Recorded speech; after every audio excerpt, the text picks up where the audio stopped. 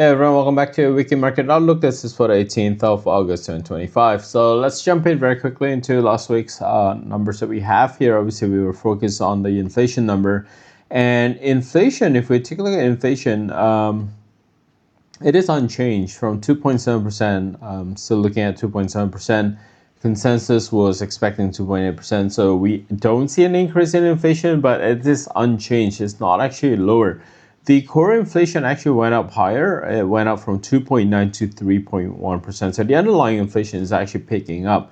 Now, the PPI numbers, which is the producer side, that went up significantly from 0% to 0.9%. That's overshooting the 0.2% consensus here. So generally, what we're anticipating here coming into the rest of 2025 is that we are expecting PPI to go up, and then this is going to get passed on to the consumer side, and therefore CPI going forward, we are actually expecting inflation to pick up in the U.S. Now, if we take a look at the whole scenario here, retail sales is slumping down a little bit, 0.5%. That's a drop from 0.9%. That is also below the consensus of 0.6%. This is in line with how we were anticipating, people are going to be buying a lot more before tariff, and then post-tariff, this is actually going to slow down. Retail sales is going to slow down.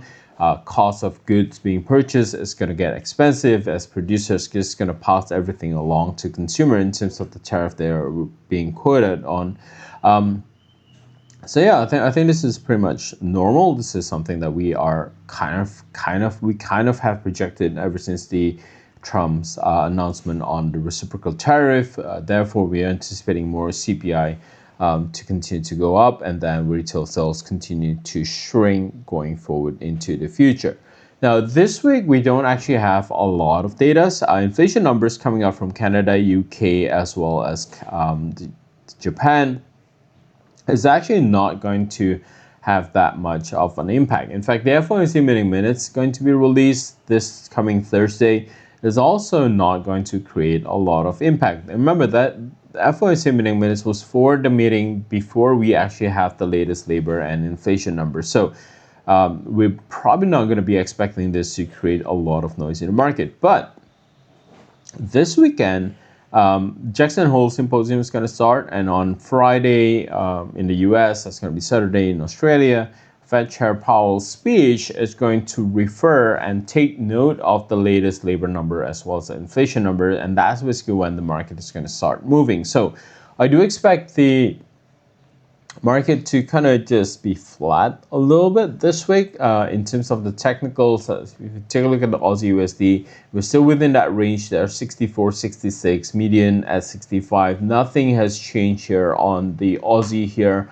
The Euro USD from last week, we have been looking at a resistance trend line capping for the progress on the Euro USD. That seems to still be the case for this week. And again, we need a clean break above 1.18 before we can say, all right, the Euro USD is going to continue to go up. If we don't have that clean break above that 1.18, obviously the concern we have here is the order block at 1.18. So resistance trend line still capping for the progress on the Euro USD.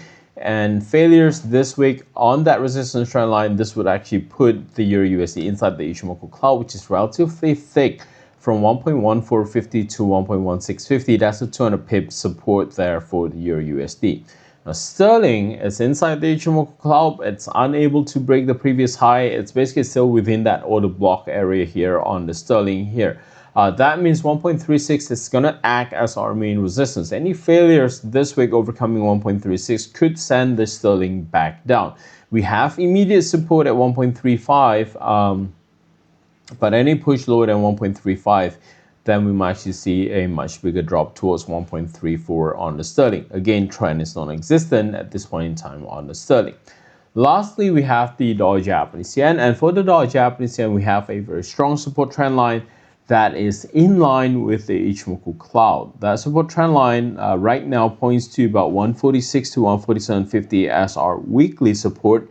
That's where the S1 weekly is located, and also where the pivot is located on the weekly pivot for this week. So just keep that in mind for the dollar Japanese yen. In terms of resistance there, we're going to be looking at 149 acting as our immediate resistance. But ultimately, the much bigger and stronger resistance would come in from that order block at 150, 151 level. All right, so as long as 146 is not broken, we're still going to be looking at potential bullishness on the dollar Japanese yen.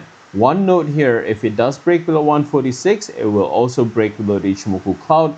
It will also confirm a weekly bearish flag on the dollar Japanese yen. That could send the dollar Japanese yen tumbling down even further. But for now, this is stable. We have that support trend line holding the dollar Japanese yen for now. All right. So with that, good luck to your trades for this week, and I will see you soon.